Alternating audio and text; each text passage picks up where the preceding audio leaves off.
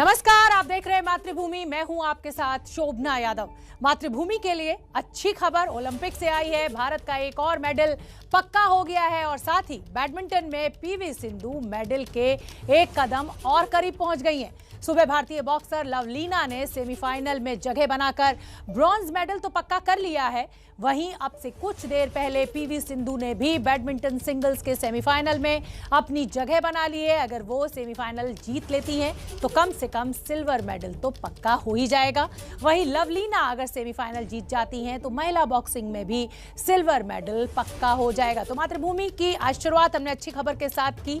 हालांकि Mary com से थोड़ा झटका जरूर लगा है, लेकिन सेमीफाइनल में लवलीना और जापान की यामागुची को पीवी सिंधु ने हराया।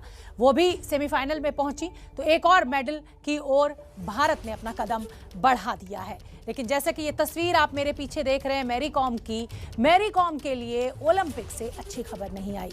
मैच के बाद जब उन्हें हारा हुआ घोषित किया गया तो उन्हें यकीन ही नहीं हुआ कि वो हार गई हैं, क्योंकि ना सिर्फ मैरी कॉम बल्कि उनके कोच सहित जो भी मैच देख रहे थे उन्हें यकीन था कि मैरी कॉम मैच जीत चुकी हैं। जजेस का फैसला जैसे ही सामने आया सबकी आंखों से आंसू बहने लगे और इसके बाद सवाल ये उठ रहा है कि क्या हिंदुस्तान की बेटी मैरी कॉम के साथ छल किया गया?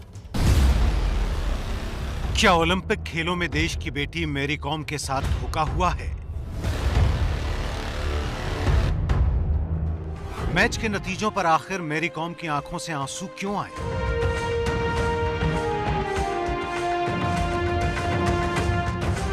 क्या मैरी कॉम को किसी साजिश के तहत जानबूझकर हराया गया? मुझे भी ऐसा लगता है कि गलती हुई है स्कोरिंग देने में। तो ऐसे हम सबको तो इंडियंस को लगता है कि मैरी कॉम ही जीती और मैरी कॉम को भी पूरा विश्वास है कि वही जीती है। इंडियन बॉक्सिंग फेडरेशन को इसके अगेंस्ट जाना चाहिए एंड बोर्ड को क्वेश्चन करना चाहिए। उनका परफॉर्मेंस देख के तो नहीं लगता है कि वो डिस्क्वालीफाई होंगी करके, क्योंकि इतने साल की प्रैक्टिस है, मेहनत है और ऐसा भी नहीं है कि वो अभी गई है। इसके पहले भी उन्होंने बहुत बार खेला है। 3 में से 2 राउंड जीतने वाली मैरी कॉम को मैच में हारा क्यों बताया गया? मैं जब इंटरव्यू दिया और डोपिंग सेंटर घुसा तब भी विश्वास नहीं हो रहा है मेरे को। और मेरे कोच समझा रहा है मेरे को, आप जीता है, आप जीता है मीन्स क्या है, मतलब मैं समझ नहीं रहा। मैं जीता हूँ, जीत रही हूँ करके मैं तो ऐसे रहा। मैरी कॉम क्या पूरा देश अभी तक ये समझ नहीं पाया कि जब पलड़ा मैरी कॉम का भारी था?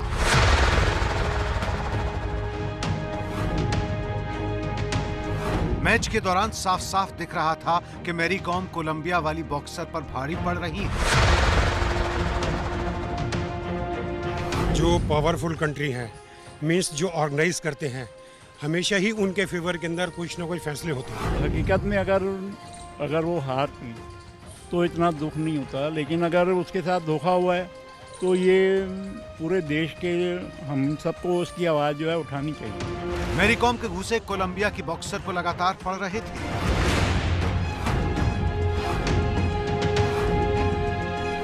तब ऐसा क्या हुआ कि मैरी कॉम को मैच में हारा हुआ घोषित कर दिया गया? बाद में मैंने सोशल मीडिया ट्विटर में देखा, किरण रिजिजू सर ने ट्वीट किया, अरे इतना शॉकिंग हो रही हूँ और इतना अपसेट हो रही हूँ। मैं क्या बोलूँ, मैं ये क्या है, मेरा फाइट में इतना ऐसे डिसीजन ऐसे हो सकता है तो मैं क्या बोलूँ, प्रोटेस्ट भी नहीं कर सकती हूँ। और ये उन लोग पहले बोल दिया कि ये ओलंपिक कुछ प्रोटेस्ट नहीं चलेगा, कुछ नहीं होगा, डिसीजन चेंज नहीं होगा, और भी बता दिया। दरअसल फैसले के खिलाफ विरोध इसलिए भी नहीं किया जा सकता क्योंकि गेम से पहले एक कमेटी में इसका फैसला किया गया था। उस कमेटी में खुद मैरी कॉम मौजूद थी, इसीलिए जिन नियमों पर खुद मैरी कॉम ने सहमति जताई हो उसको वो चैलेंज कैसे कर सकती है। मैरी कॉम ने शानदार प्रदर्शन किया जिस तरह से वो खेली है, और इसमें कोई ये नहीं कह सकता कि उनके खेल में कोई कमी थी। शानदार प्रदर्शन उन्होंने किया है। बाकी जो वहां पर रेफरीज ने किया उस पर मैं कोई टिप्पणी नहीं करना चाहूंगा, लेकिन इतना ही कहूंगा इसको हमने इंडियन बॉक्सिंग एसोसिएशन के ध्यान में लेकर आए हैं ताकि वो इस विषय को उचित प्लेटफॉर्म पर उठा सके। भारतीय बॉक्सिंग फेडरेशन का कहना है कि जज ने जो फैसला दे दिया उसे अब नहीं बदला जा सकता। फेडरेशन के अध्यक्ष अजय सिंह ने कहा है, हमें बहुत गर्व है मेरी कॉम पर और बहुत क्लोज बाउट था कल। देखिए, हमें ये सब स्पोर्ट्समैन स्पिरिट में लेना पड़ेगा। ये सब्जेक्ट स्पोर्ट है, कभी कभी ऐसा होता है। मेरी कॉम खुद ही भागीदार थी क्योंकि वो एथलीट की रिप्रेजेंटेटिव थी कि इस ओलंपिक्स में कोई रिव्यू का सिस्टम नहीं होगा। कल एक हमारे लिए एक अनफॉर्चुनेट एक हादसा हुआ। हम कोई उसके लिए ये तो नहीं कह सकते कि आप रूल बदलिए। दरअसल पूरे मैच के दौरान ये बिल्कुल भी नहीं लगा था कि मैरी कॉम मैच हार गई है, लेकिन पॉइंट्स की कुछ बाजीगरी ऐसी हुई कि कोलंबिया की बॉक्सर ने बाजी मार ली। अगर आप पॉइंट्स टेबल पर नजर डालेंगे तो आपको पता चलेगा कि हुआ क्या था। ये 3 राउंड्स का मैच था और इसमें 5 जज थे। हर राउंड में जज को अपने पॉइंट्स दोनों बॉक्सर्स को देने होते हैं। अगर राउंड वाइज मैच देखें तो पहले राउंड में जजों ने कोलंबिया की बॉक्सर को 49 अंक दिए, वहीं मैरी कॉम को 46 अंक, यानी पहले राउंड में कोलंबिया की बॉक्सर जीती। दूसरे राउंड में कोलंबिया की बॉक्सर को 47 पॉइंट दिए और मैरी कॉम को 48 पॉइंट, यानी इसमें मैरी कॉम को जीत मिली। तीसरे राउंड में कोलंबिया की बॉक्सर को फिर से 47 पॉइंट मिले, वहीं मैरी कॉम को 48 पॉइंट मिले, यानी तीसरा राउंड भी मैरी कॉम ने जीता। यानी 3 राउंड के मैच में मैरी कॉम ने 2 में जीत हासिल की, फिर भी वो विजेता नहीं बन सकी। अब सवाल यह है कि ऐसा कैसे हो सकता है कि जब आप 3 में से 2 राउंड जीतते हो फिर भी मैरी कॉम को नहीं बल्कि कोलंबिया के बॉक्सर को विजेता घोषित किया जाता है। इस सवाल का जवाब छुपा है बॉक्सिंग के पॉइंट्स की गिनतियों में। ये गिनती राउंड्स के हिसाब से नहीं होती बल्कि जजों के हिसाब से होती है, यानी हर एक जज ने तीनों राउंड्स को मिलाकर कितने पॉइंट्स दिए हैं उस हिसाब से गिनती की जाती है। तो ऐसे में पहले, दूसरे और चौथे जज के पॉइंट्स के मुताबिक कोलंबिया की बॉक्सर को बढ़त थी, जबकि तीसरे और 5वें जज के मुताबिक मैरी कॉम को बढ़त थी। यानी 3 जजों ने कोलंबिया की बॉक्सर को ज्यादा अंक दिए, वहीं 2 जजों ने मैरी कॉम को ज्यादा अंक दिए। नतीजा ये हुआ कि मैरी कॉम 3-2 से मैच हार गई। ये उन लोग पहले बोल दिया कि ये ओलंपिक कुछ प्रोटेस्ट नहीं चलेगा, कुछ नहीं होगा, डिसीजन चेंज नहीं होगा, और यदि बता दिया। और सिर्फ पता नहीं मेरे को, मैं सिर्फ मेरे ऊपर से ऐसे हो जाता है। बढ़िया बढ़िया बढ़िया मेरा लग रहा है कि ये सबसे वर्ल्ड ओलंपिक बहुत बेकार ऑर्गेनाइज है। लेकिन विवाद सिर्फ इतना ही नहीं है। विवाद मैरी कॉम की ड्रेस को भी लेकर हुआ। मैच से 1 मिनट पहले मैरी कॉम से कहा गया कि आप अपनी रिंग ड्रेस को बदल लें। ऐसा क्यों कहा गया, ये ना तो लोगों की समझ में आया, ना खुद मैरी कॉम को। इस पर अपनी नाराजगी जाहिर करते हुए उन्होंने ट्वीट किया और लिखा, ये चौंकाने वाला है। क्या कोई बता सकता है कि रिंग की ड्रेस क्या होगी? मुझे प्री क्वार्टर की बाउट शुरू होने से 1 मिनट पहले ही रिंग ड्रेस बदलने को कहा गया। क्या कोई समझाएगा? ओलंपिक्स का जो डिसीजन होता है उसको चैलेंज करने का तो हमारे पास कोई व्यवस्था नहीं है, क्योंकि ओलंपिक्स का अपना रूल होते हैं। मैंने भी बात किया है Narendra Batra, Indian Olympic association और बॉक्सिंग फेडरेशन के प्रेसिडेंट से भी, तो वो अपना बात रखेंगे, लेकिन डिसीजन हो चुके हैं। मैरी कॉम का तो अलग ही स्तर है, वो हार्ट लूज ना करे, मायूसी ना हो। ऑलरेडी हमारे लिए सुपरस्टार है और आप इंडिया वापस आइए, हम लोग आपका स्वागत करेंगे। इन सभी विवादों को देखते हुए मन अभी भी ये मानने को तैयार नहीं है कि मैरी कॉम के साथ कोई छल नहीं किया गया। देश भर में से लेकर बेहद नाराजगी है। नहीं, कल मैंने मैच उसका देखा था और वो जैसे गेम के बाद मुस्कुरा रही थी, मगर उनको कॉन्फिडेंस था कि वो जीत गई हैं। और जैसे कोरोना प्रोटोकॉल के कारण हाथ ऊपर नहीं किया जा रहा है, एट द सेम टाइम बाद में डिसाइड हो अनाउंस कर रहे हैं। और अचानक ऑल ऑफ सडन जब हम लोग को पूरा विश्वास था कि वो जीत गई हैं और अचानक कोलंबियन प्लेयर्स का नाम डिक्लेयर कर दिया गया, ये तो खेल भावना का कोई ऐसा नहीं है। और जापान में ये चीज़ हुआ जिसकी मुझे कोई उम्मीद नहीं थी। कल जो भी हुआ बहुत ही दुर्भाग्यपूर्ण हुआ देश के साथ। 2 राउंड जीतने के बाद उनको अगर हरा दिया जाता है तो ये तो एक पूरी सुनियोजित तरीके से हराया गया है। ये सबक लेने की ज़रूरत है। मैं माननीय मोदी जी से अपील करता हूं कि इसके लिए अपील करें वो, और ये जो फैसला हुआ है उसके पक्ष में इसको सही साबित करने के लिए या जो निष्पक्ष फैसला हो उसको कराई जाए। इंटरनेशनल स्पोर्ट्स में बात की जाए ताकि ये जो चीज़ें हुई हैं ये अगेन ना हो पाए। एबीपी न्यूज ने देश के अलग अलग शहरों में इस मुद्दे को लेकर लोगों से सवाल पूछा। ज्यादातर का यही कहना था कि टोक्यो में मेरी कॉम के साथ जो कुछ हुआ वो ठीक नहीं था। ये बहुत ही हमारा दुर्भाग्य है कि उनके साथ वो 6 बार की विश्व चैंपियन थी और विश्व चैंपियन हैं मतलब थी, और उनके साथ जो हुआ वो बहुत ही गलत हुआ। वो 3-2 से आगे चल रही थी, फिर भी जो है आखिरी राउंड में उन्हें जो है मतलब हार का सामना करना पड़ा।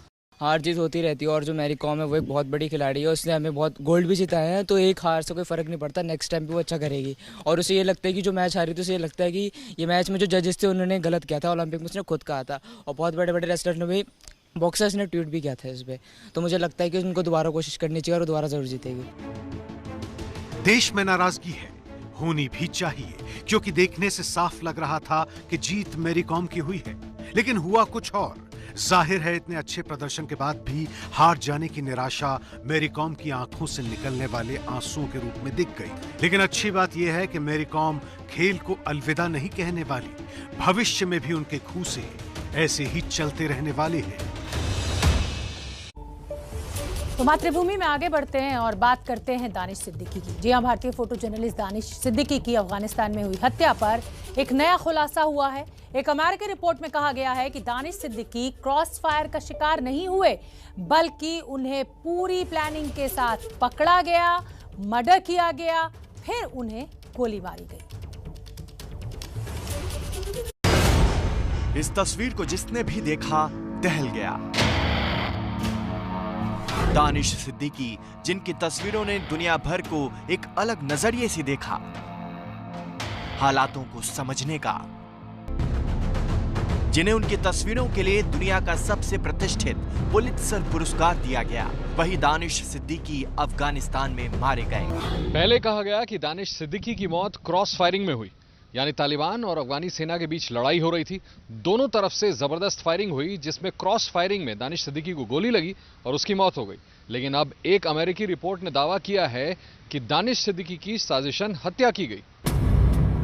वॉशिंगटन एग्जामिनर नाम की न्यूज वेबसाइट ने एक रिपोर्ट छापी है, जिसमें दानिश सिद्दीकी की हत्या से जुड़े नए खुलासे किए गए हैं। इस रिपोर्ट में बताया गया है कि दानिश को तालिबान द्वारा पूरी प्लानिंग से मारा गया है। रिपोर्ट में कहा गया है कि सिद्दीकी की मौत के हालात अब बिल्कुल साफ हो चुके हैं। वो क्रॉस फायर में नहीं मरे थे, न ही फायरिंग की वजह से जो कोलैटरल डैमेज होता है वो उसके शिकार हुए, बल्कि तालिबान ने बर्बरतापूर्वक उनकी हत्या की।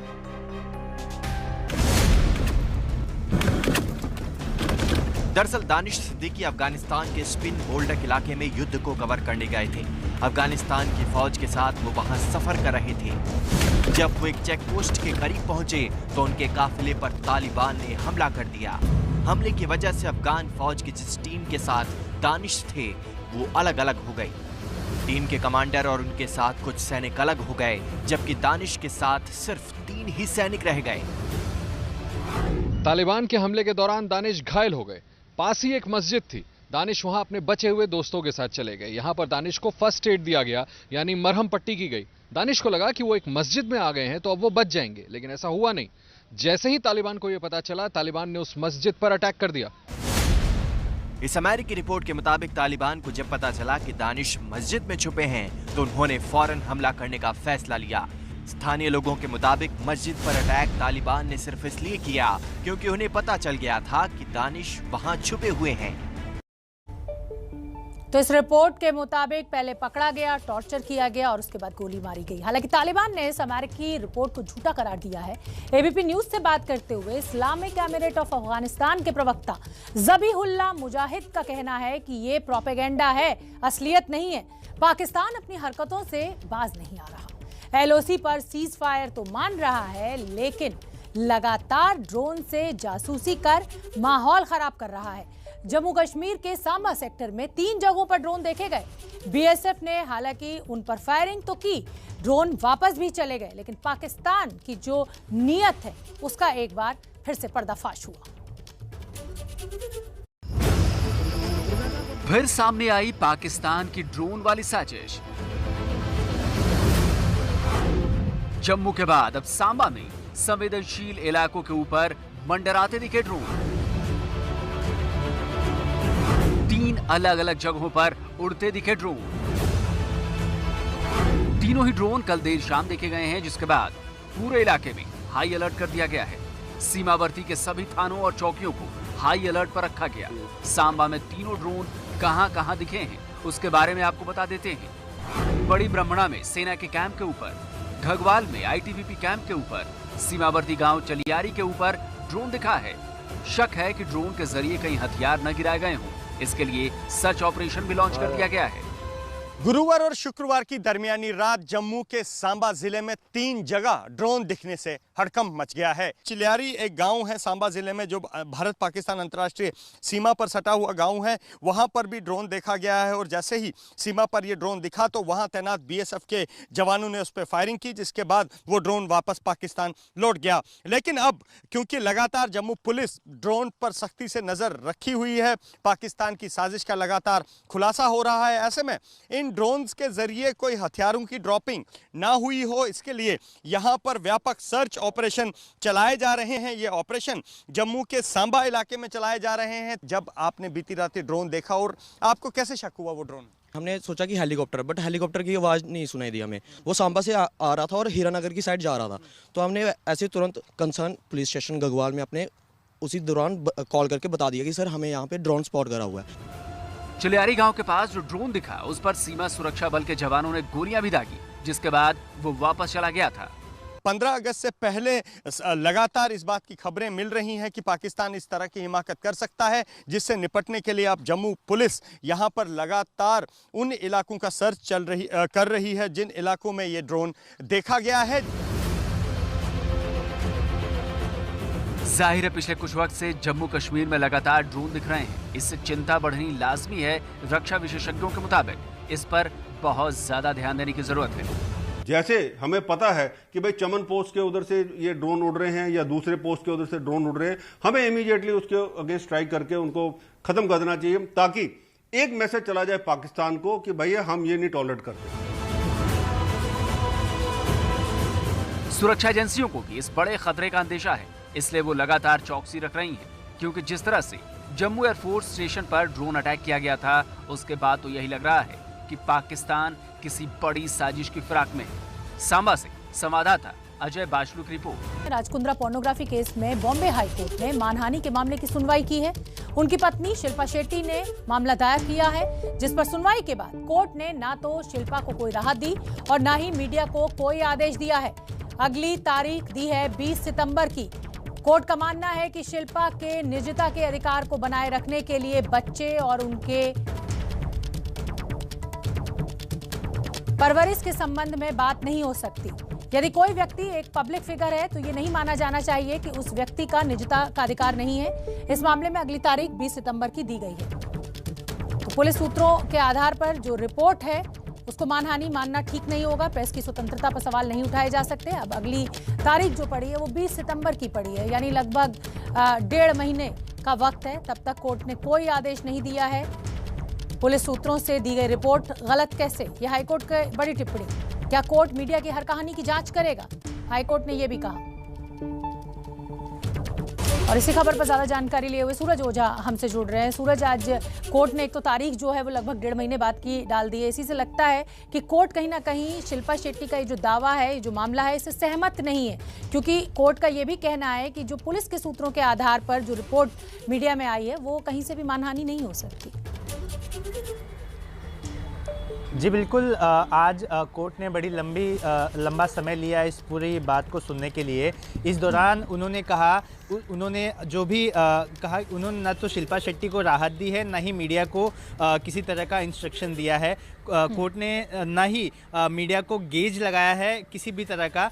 साथ ही उन्होंने एक टिप्पणी की है कि जितने भी आर्टिकल वो देख रहे हैं उसमें कई जगह पर पुलिस सूत्र से मिली जानकारी का जिक्र किया गया है। ऐसे में कोर्ट ने ये माना कि अगर पुलिस के सूत्रों से कोई जानकारी मिली है तो ये डिफेमेटरी कैसे हो सकता है। साथ ही कोर्ट ने ये भी कहा कि शिल्पा शेट्टी भले पब्लिक फिगर हैं, लेकिन उनका राइट टू प्राइवेसी का अधिकार है और इसी वजह से ना ही उनसे उनके बच्चे और ना ही उनकी परवरिश से जुड़ी चीज़ें इसमें लिखी जानी चाहिए। जो भी चीज़ें हो वो जांच से जुड़ी होनी चाहिए। इसके अलावा कई लोगों ने जो इसमें डिफेंडेंट हैं, जो 29 लोगों के खिलाफ जो याचिका दायर की गई थी, उसमें से कुछ लोगों ने बताया कि हमने कई आर्टिकल्स निकाल दिए गए हैं। इसमें इस पर हाईकोर्ट ने कहा कि जिस लोगों ने निकाल दिया है उसके अलावा जो लोग हैं उन्हें अगली अब इस पर अपना जवाब देना होगा। अब इन सारी चीज़ों को सुनने के बाद अब कोर्ट ने 20 दिसंबर तक का समय दे दिया है अगली सुनवाई के लिए। सूरज, लेकिन एक तो पोर्नोग्राफी का तो पूरा मामला चल ही रहा है। बीजेपी के नेता राम कदम ने धोखाधड़ी का भी आरोप कुंद्रा के ऊपर लगा दिया है। इस मामले को लेकर क्या अपडेट है आपके पास? क्या पुलिस धोखाधड़ी के मामले की भी जांच अब शुरू करने वाली है?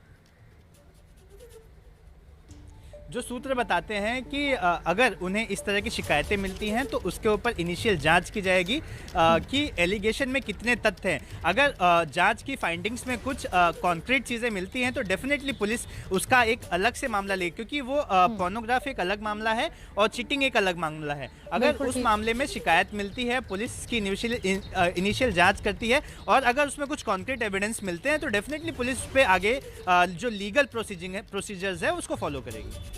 ठीक है, एक बार शिल्पा की अर्जी पर कोर्ट ने क्या बड़ी बातें कही वो भी हम ग्राफिक्स के जरिए आपको समझा रहे हैं। सार्वजनिक जीवन में है तो लोग आपके जीवन में रुचि रखते हैं। राज कुंद्रा के खिलाफ मामला इस अदालत का विषय नहीं है। ये पुलिस इस मामले की पूरी जांच कर रही है। उत्तर प्रदेश के एक चैनल पर चला कंटेंट सीमा का उल्लंघन कर रहा है। शिल्पा शेट्टी ने अपनी अर्जी में कोर्ट से ये बड़ी बातें कही थी और उसमें एक यूपी के चैनल का जिक्र किया गया। कोर्ट ने ये साफ किया कि पुलिस के जो जांच की रिपोर्ट है उसके आधार पर अगर मीडिया कोई रिपोर्ट छापता है या बताता है तो उसको मानहानि नहीं माना जा सकता। पुलिस सूत्रों के आधार पर रिपोर्ट मानहानि का कारक नहीं। जिन्हें आरोपी बनाया गया है उन्हें भी मौका मिलना चाहिए। कुछ लोगों ने अपना कंटेंट हटा लिया है, उसको कोर्ट ने अलग रखा। रिपोर्टिंग शिल्पा के दोषी या निर्दोष होने पर नहीं है। शिल्पा और उनके परिवार को निजता का हक है, यह भी कोर्ट ने कहा। तो बड़ी बातें इस समय हम आपको बता रहे हैं शिल्पा शेट्टी की अर्जी पर, जो कोर्ट ने आज बड़ी बातें कही। हालांकि अब जो अगली तारीख है वो 20 सितंबर की पड़ गई है।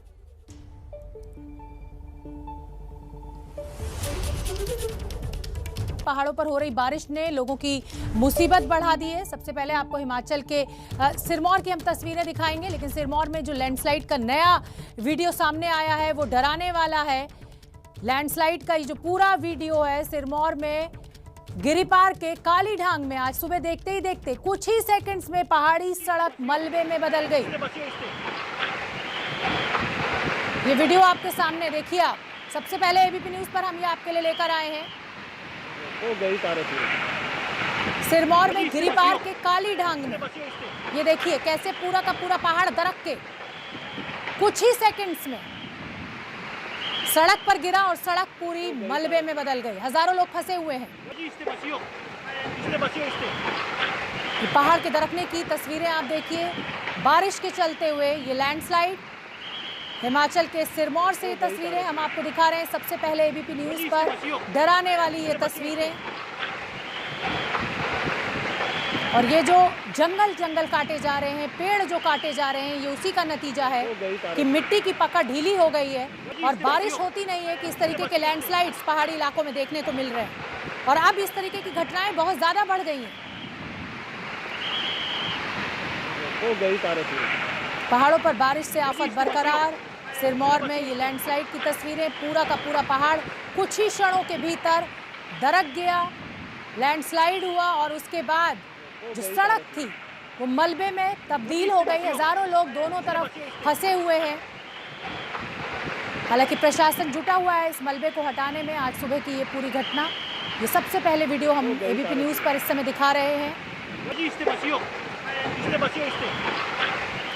मौजूद जो चश्मदीद थे उन्होंने इस भयानक मंजर को अपने कैमरे में कैद किया। बस गनीमत यह है कि जिस वक्त ये हादसा हुआ उस समय किसी भी तरीके की आवाजाही सड़क पर नहीं थी और इस घटना के बाद लगभग 100 गांवों का संपर्क जिला मुख्यालय से टूट गया है। हाईवे पर यातायात पूरी तरह से ठप है, जैसा कि मैंने आपसे जिक्र किया। बारिश के इस मौसम में लगातार पहाड़ टूट रहे हैं।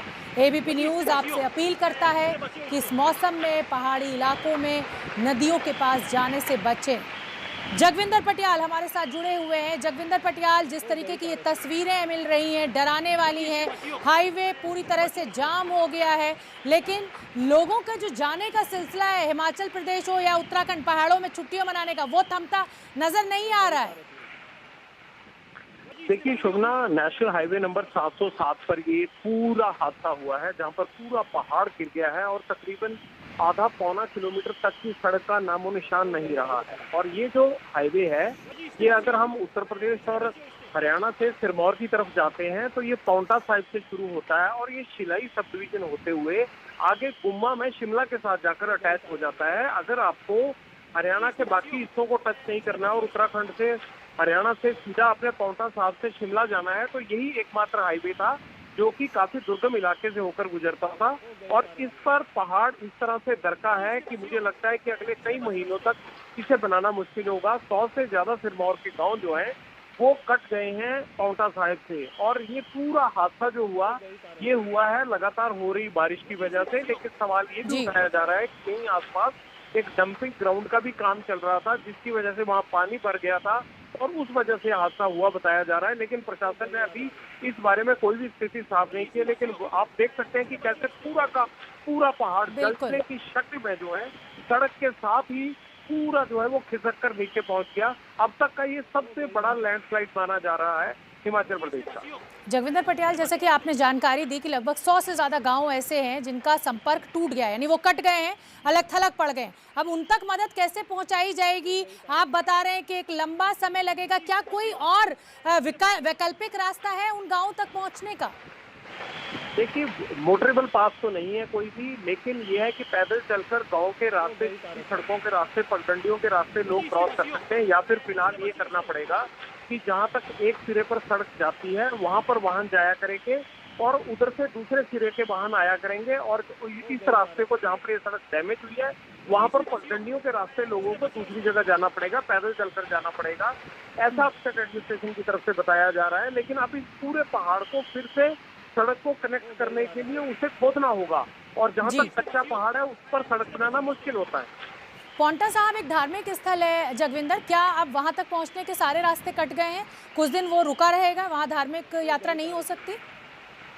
देखिए, जो शिलाई की साइड से, जो हिमाचल की साइड से रास्ता आता है या फिर पांवटा साहिब से शिलाई की तरफ जो रास्ता जाता है वो जो नेशनल हाईवे है वो रुका है। लेकिन अगर आप मान लीजिए चंडीगढ़ से अगर आपने पांवटा साहिब जाना है तो कोई दिक्कत नहीं आएगी, आपने उत्तराखंड से पांवटा साहिब आना है तो भी कोई दिक्कत नहीं आएगी, हरियाणा और उत्तर प्रदेश से पांवटा साहिब पहुंचा जा सकता है। लेकिन पांवटा साहिब से अगर शिलाई होते हुए आपने शिमला जाना है तो उसके बीच में ये नेशनल हाईवे पर ये पहाड़ दरका है। जगविंदर, कहीं ना कहीं ये जो तस्वीरें हैं ये पूरी मानव जाति के लिए एक चेतावनी है कुदरत की कि अगर इसी तरह से पेड़ काटते रहे, इसी तरह कुदरत के साथ छेड़छाड़ करते रहे तो आने वाले दिनों में ये तस्वीर कुछ नई नहीं रह जाएगी और हर जगह इसी तरह से पहाड़ दरकेंगे। देखिए, पेड़ काटने के साथ साथ आपको निर्माण कितना करना है, किस तरह से निर्माण करना है, कितने हाइड्रो प्रोजेक्ट देने हैं, क्या बिजली बनाने के लिए आप सारे नदी नालों में अगर खिलवाड़ करते रहेंगे, वहाँ कंस्ट्रक्शन करते रहेंगे तो इस तरह के जलजले आते रहेंगे। जितनी इस बार जो त्रासदी आई है हिमाचल में, जितनी जगहों पर आई है और जितने कम समय पर आई है, लंबे अरसे से ऐसा पहले नहीं हुआ है। तो सरकारों को एक पेज पर आकर ये नियम बनाना होगा कि आखिरकार सुविधाओं के नाम पर पहाड़ों से ज्यादा छेड़खानी ना की जाए। बिल्कुल। जगविंदर, मैं आपसे ये भी जानना चाहूंगी कि मौसम विभाग के अधिकारियों से अगर आपकी बात हुई हो, क्या कोई ऐसी चेतावनी का कोई ऐसा मॉड्यूल है या कुछ ऐसा पता लग जाता है पहले से कि ये पहाड़ ढीला पड़ रहा है और ये टूट सकता है, या इसका कोई पहले से अंदेशा? देखिए, इतनी कोई एडवांस टेक्नोलॉजी अभी हमारे पास नहीं आई है, लेकिन हाँ इतना जरूर है कि लोकल लोगों को ये पता रहता है और जब भी ट्रैफिक उस तरफ जा रहा होता है तो यहाँ कोई ना कोई चौकन्ना कर देता है। उसी वजह से ये वीडियो आ जाते हैं। पहले धीरे धीरे पत्थर गिरने शुरू होते हैं और फिर अगले 10, 15, 20 मिनट या आधे घंटे बाद जो है वो बड़ा जलजला आता है। लेकिन मौसम विभाग का हिमाचल की तरफ से ये अलर्ट जारी किया गया है कि अगले एक हफ्ते में बारिश के दौरान नदी नालों में उफान आएगा और लैंडस्लाइडिंग की वजह से अगर जरूरी ना हो तो आप सफर ना करें। बारिश को देखते हुए हिमाचल सरकार ने अलर्ट जरूर जारी किया है, लेकिन पहाड़ कब दरकेगा, कितनी स्थिति में दरकेगा, कितना नुकसान होगा, ऐसी टेक्नोलॉजी अभी नहीं है। और ऐसी कोई चेतावनी या मौसम विभाग को पता भी नहीं लग पाता है इस बात का। बहुत बहुत धन्यवाद जगविंदर इस पूरी जानकारी के लिए। डराने वाली ये तस्वीरें हैं, जिस तरीके से लैंडस्लाइड हुआ है, पूरा का पूरा पहाड़ देखते देखते कुछ ही क्षणों में दरक गया और नेशनल हाईवे जो है वो पूरी तरह से क्षतिग्रस्त हो गया है। वो हाईवे एक बार फिर से इन तस्वीरों को देखिए, चेतावनी है ये मानव जाति के लिए ये तस्वीरें कि अगर कंस्ट्रक्शन के काम को, जो विकास का काम है उसको सोच समझ के नहीं किया गया तो आने वाले दिनों में ये और भी भयावह हो सकती है।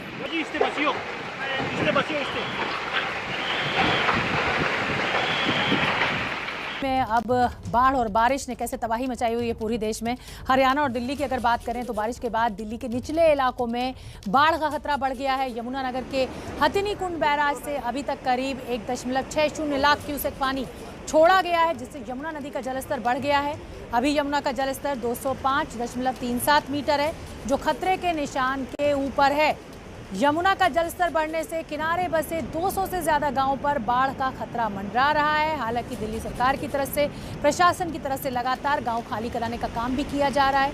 आप ये तस्वीरें देखिए, 1.60 लाख क्यूसेक पानी हथिनी कुंड बैराज से छोड़ दिया गया है।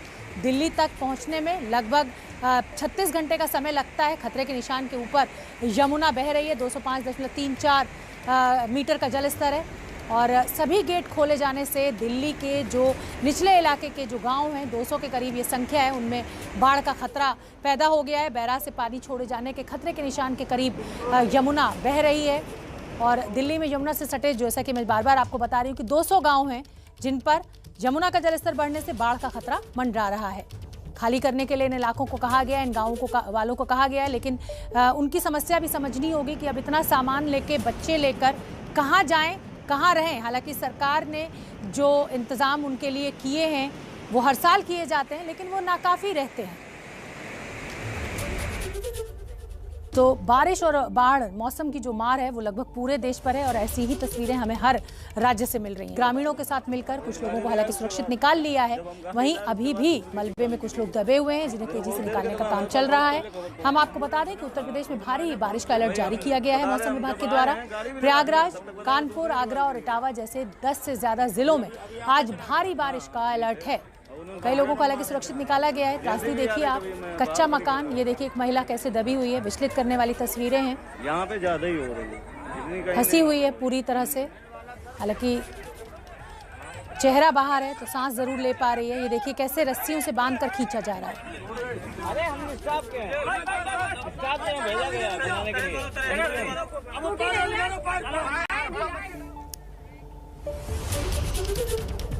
दुखद तस्वीरें और कच्चा मकान था जो ढह गया। लोग अभी भी फंसे हुए हैं, रेस्क्यू ऑपरेशन चल रहा है।